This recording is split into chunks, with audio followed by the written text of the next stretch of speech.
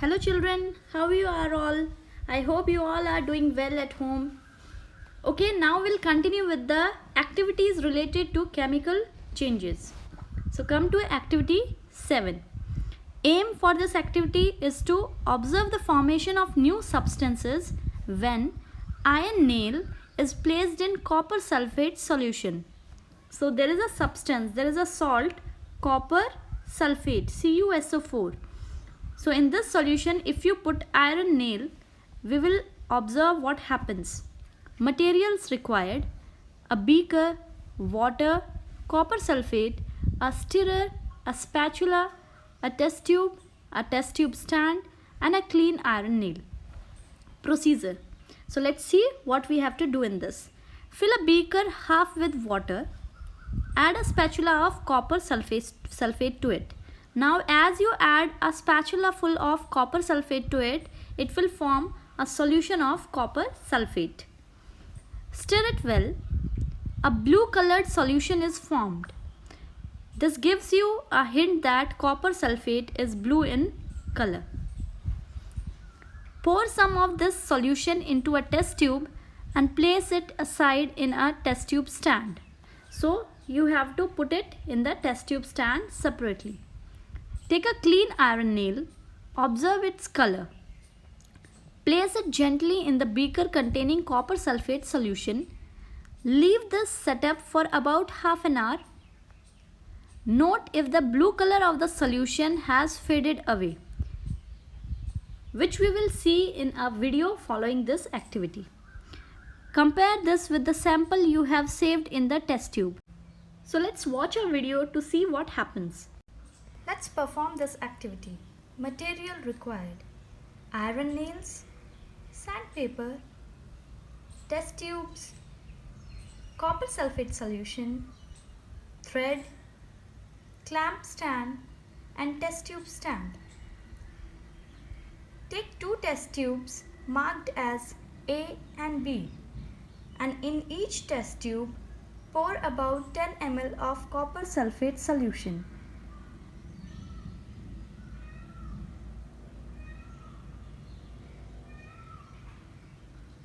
Fix test tube A on the clamp stand and keep the test tube B in the test tube stand. Now take 3 iron nails and clean them by rubbing with sandpaper. Tie 2 iron nails with a thread and immerse them carefully in the test tube A for about 20 minutes. Keep the third nail as it is. After 20 minutes, take out the nails and keep them besides the third nail. Do you observe any change? On comparing both the nails, you will find that the 2 iron nails have developed reddish brown coating, which is not rust.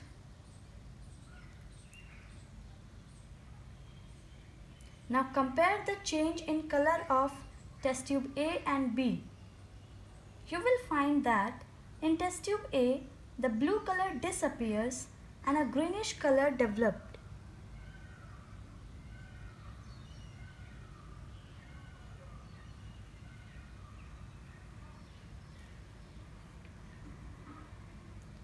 Here, when iron nail was dipped in copper sulfate solution, iron being more reactive displaces copper, that is Cu, from the solution.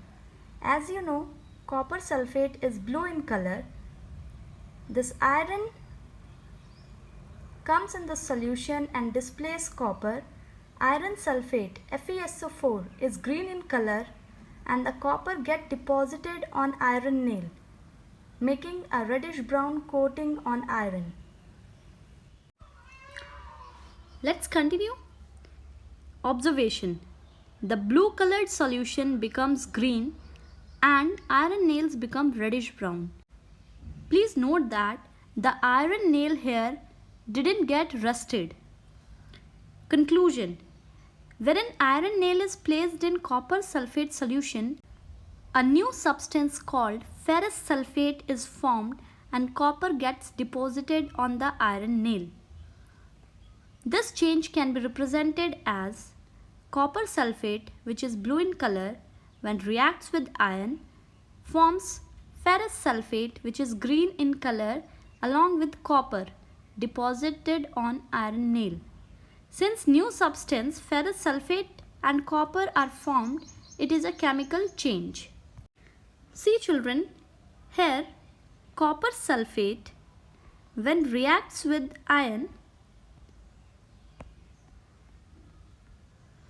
this iron comes and displaces or replaces this copper from the solution. As it replaces the copper from solution, it will form a green color ferrous sulfate solution along with a reddish brown color coating of copper on iron nail.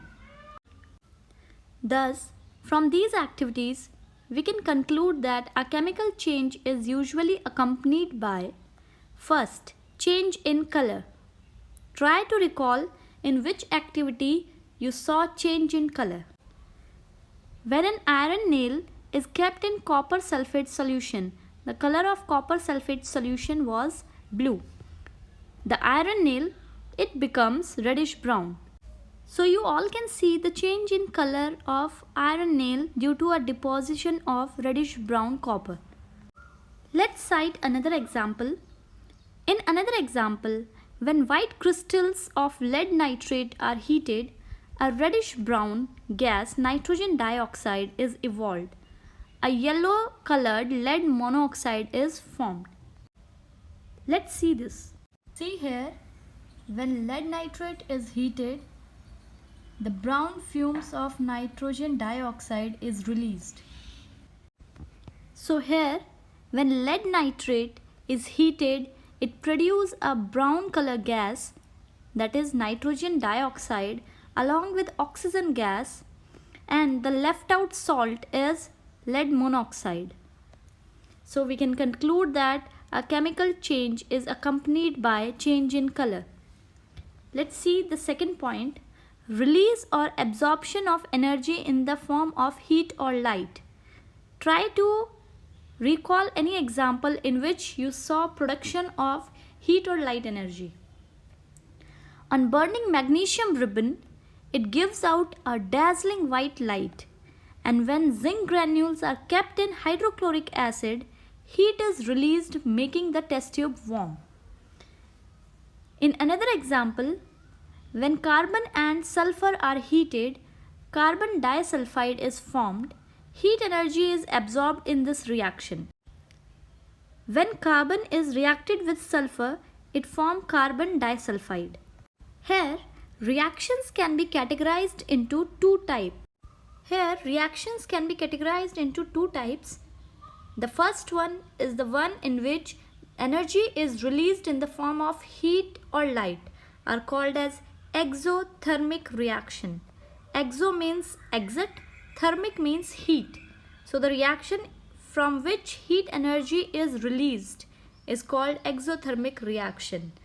Whereas the reactions in which heat energy or light energy is absorbed are called as endothermic reaction. Endo means enter, thermic means heat. Let's see the third characteristic. Evolution of gas. When zinc reacts with hydrochloric acid, hydrogen gas is evolved. Zinc, when it reacts with dilute hydrochloric acid, it produces zinc chloride and hydrogen gas. So here, in chemical reactions, gases can also be released. Next is production of sound. When zinc reacts with hydrochloric acid, hydrogen gas is evolved which burns with a pop sound. Also, when you burst crackers, an explosion is heard. So all these are chemical changes. Fifth characteristic is change in smell. Some chemical reactions result in producing or change in smell. Example, spoiling of food and rotting of an egg are chemical changes. they produce foul smell.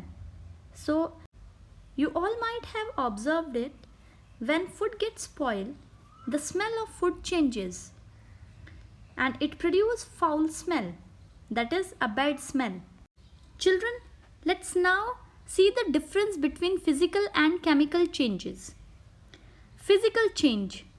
A change in which no new substance is formed is called a physical change. Whereas a chemical change is a change in which a new substance is formed. Second point, physical change. A physical change is usually accompanied by change in shape, size, or state. For example, dissolving salt in water, inflating a balloon.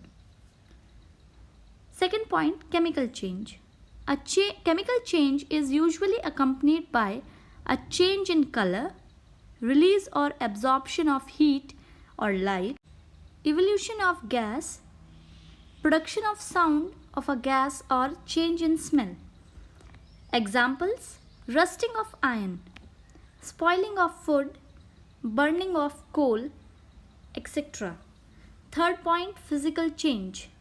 Most physical changes are reversible, that is, we can get the original substance back, whereas most chemical changes are irreversible, that is, you can't get back the original substance. Now it's time to check our understanding. Checkpoint 1. Write true or false. The first point, size, shape, and color are physical properties of matter. Try to give the answer to this.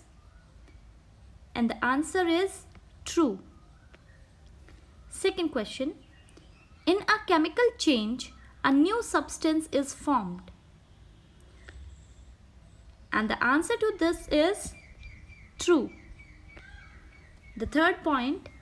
Boiling of water is an irreversible change.